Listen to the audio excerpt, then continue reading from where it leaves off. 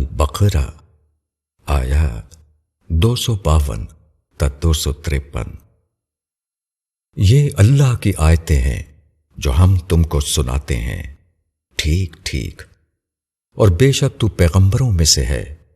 ان پیغمبروں میں سے بعض کو ہم نے بعض پر فضیلت دی، ان میں سے بعض سے اللہ نے کلام کیا اور بعض کے درجے بلند کیے، اور ہم نے عیسیٰ بن مریم کو کھلی نشانیاں دیں، اور ہم نے اس کی مدد کی روح القدس سے، اور اللہ اگر چاہتا تو ان کے بعد والے صاف حکم آ جانے کے بعد نہ لڑتے، مگر انہوں نے اختلاف کیا۔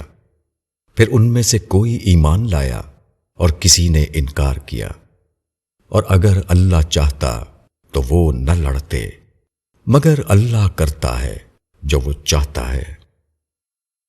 تشریح: اللہ کی طرف سے کوئی پکارنے والا جب لوگوں کو پکارتا ہے تو اس کی پکار میں ایسی نشانیاں شامل ہوتی ہیں کہ لوگوں کو یہ سمجھنے میں دیر نہ لگے کہ وہ خدا کی طرف سے ہے۔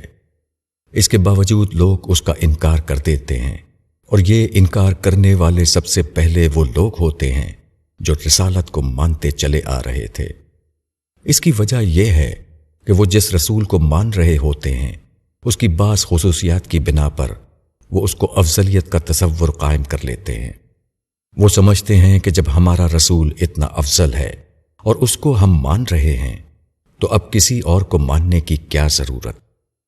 ہر پیغمبر مختلف حالات میں آتا ہے اور اپنے مشن کی تکمیل کے لیے ہر ایک کو الگ الگ چیزوں کی ضرورت ہوتی ہے۔ اس اعتبار سے کسی پیغمبر کو ایک فضیلت یعنی خصوصی چیز دی جاتی ہے اور کسی کو دوسری فضیلت۔ بعد کے دور میں پیغمبر کی یہی فضیلت اس کے امتیوں کے لیے فتنہ بن جاتی ہے۔ وہ اپنے نبی کو دی جانے والی فضیلت کو تائیدی فضیلت کے بجائے مطلق فضیلت کے معنی میں لے لیتے ہیں۔ وہ سمجھتے ہیں کہ ہم سب سے افضل پیغمبر کو مان رہے ہیں، اس لیے اب ہمیں کسی اور کو ماننے کی ضرورت نہیں۔ حضرت موسیٰ علیہ السلام کے ماننے والوں نے حضرت مسیح علیہ السلام کا انکار کیا، کیونکہ وہ سمجھتے تھے کہ ان کا نبی اتنا افضل ہے کہ خدا براہ راست اس سے ہم کلام ہوا۔ حضرت مسیح علیہ السلام کے ماننے والوں نے نبی آخر الزماں کا انکار کیا، کیونکہ انہوں نے سمجھا کہ وہ ایسی ہستی کو مان رہے ہیں جس کی فضیلت اتنی زیادہ ہے کہ خدا نے اس کو باپ کے بغیر پیدا کیا۔ اسی طرح اللہ کے وہ بندے جو امت محمدی کی اصلاح و تجدید کے لیے اٹھے، ان کا بھی لوگوں نے انکار کیا، کیونکہ ان کے مخاطبین کی نفسیات یہ تھی کہ ہم بزرگوں کے وارث ہیں، ہم اکابر کا دامن تھامے ہوئے ہیں، پھر ہم کو کسی اور کی کیا ضرورت۔ امتوں کے زوال کے زمانے میں ایسا ہوتا ہے کہ لوگ دنیا کے راستے پر چل پڑتے ہیں، اسی کے ساتھ وہ چاہتے ہیں کہ ان کی جنت بھی محفوظ رہے۔ اس وقت یہ عقیدہ ان کے لیے ایک نفسیاتی سہارا بن جاتا ہے۔ وہ اپنے مقدس شخصیتوں کی افضلیت کے تصور میں یہ تسکین پا لیتے ہیں کہ وہ دنیا میں خواہ کچھ بھی کریں، ان کی آخرت کبھی مشتبہ نہیں ہوگی۔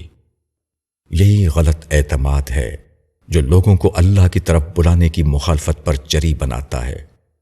اللہ کے لیے یہ ممکن تھا کہ وہ لوگوں کی ہدایت و رہنمائی کے لیے کوئی دوسرا نظام قائم کرتا جس میں کسی کے لیے اختلاف کی گنجائش نہ ہو، مگر یہ دنیا امتحان کی جگہ ہے۔